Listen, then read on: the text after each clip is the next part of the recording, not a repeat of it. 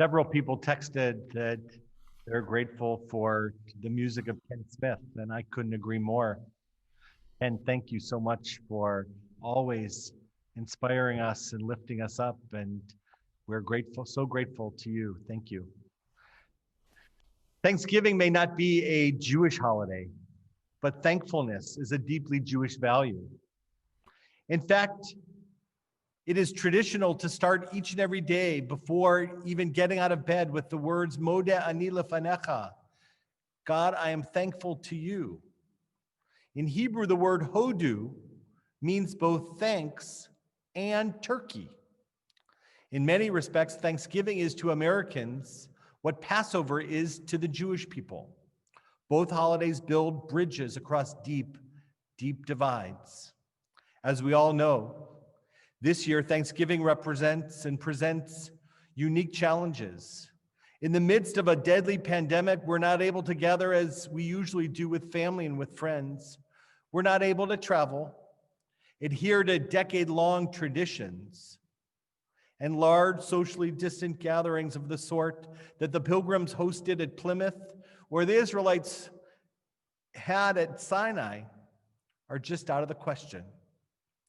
But as we wander through the wilderness, as we wander in this post-election world, this Thanksgiving has even more importance. Whether we're in small groups around our own dining room tables, in continent-spanning Zooms, we would do well to remember the many blessings that we as Americans enjoy together. Every year, I always look to find that perfect Thanksgiving prayer. And every year, when I search my computer, I always reread a beautiful prayer that Glencoe resident and my friend Harold Ramis recited at the 2006 Glencoe Interfaith Thanksgiving service right here in this sanctuary. Harold Ramis wrote movies like Ghostbusters and Animal House and Caddyshack and Groundhog's Day. He would call me with a Jewish question. He helped when I was writing my book. I sent him an early manuscript and he added some comic genius that I never could even think of. He would often call if there was something challenging happening in our community to get a different opinion or to share his thoughts. His words that he offered 14 years ago seem more relevant and true today than they ever could have been. He said that day, Thanksgiving is always an interesting and exciting time of year for me, bringing together two ideas, the idea of growth, because his birthday, November 21st, is always around Thanksgiving, and gratitude. I look back on my life and I see so much to be thankful for. And then he said, on the great balance sheet on my permanent record in the heavenly book of life, I know that I will be counted among the lucky. And you need only watch a little bit of CNN to know just how lucky most of us are. Even with all that we experience in our world, we do have so much to be thankful for. But then Harold Ramis took the speech in an entirely different direction.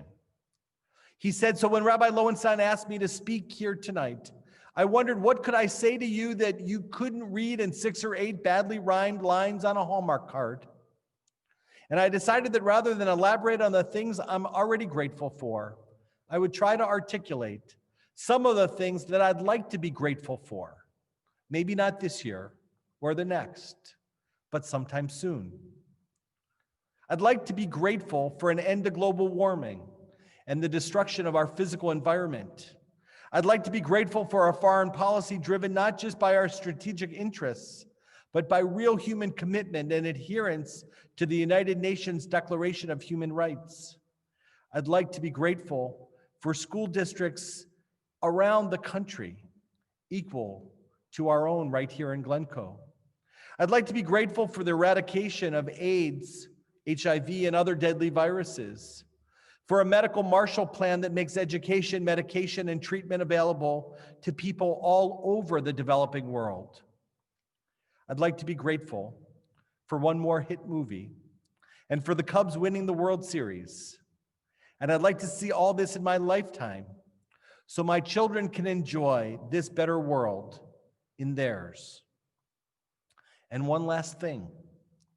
I'd like to be grateful for the spirit of activism and personal responsibility that makes us all realize that positive change on a global scale starts with the things each and every one of us can do in our own families and our communities.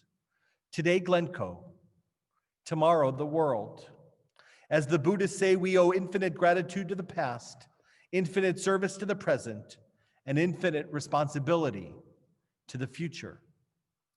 Thank you, and may God, whatever you understand it to mean, bless you.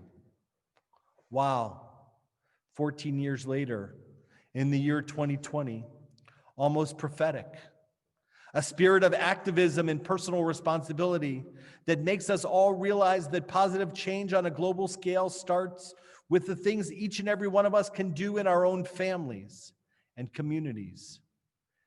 I've come to understand that this will not be the year to get all that we want, but it will be the year to appreciate everything that we have. That spirit of social responsibility, spirit of activism, that personal responsibility rings so true on this Shabbat, rings so true in our world today. So what would you like to be grateful for? Send me the answer during this next week of what you'd like to be grateful for. Maybe not this year or next year, but sometime soon. And with a very different Thanksgiving around the corner, let's all do our best to remain safe. But more than that, let's make sure that we remain grateful.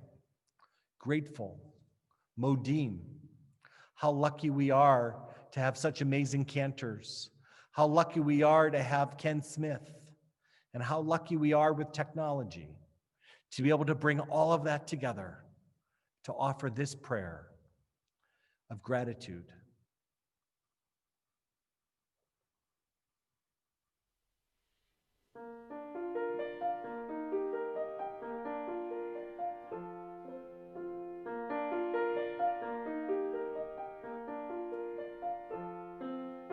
For each day I live, my God, for each day I live, I am grateful, grateful, forever grateful, Modi manachnu lach.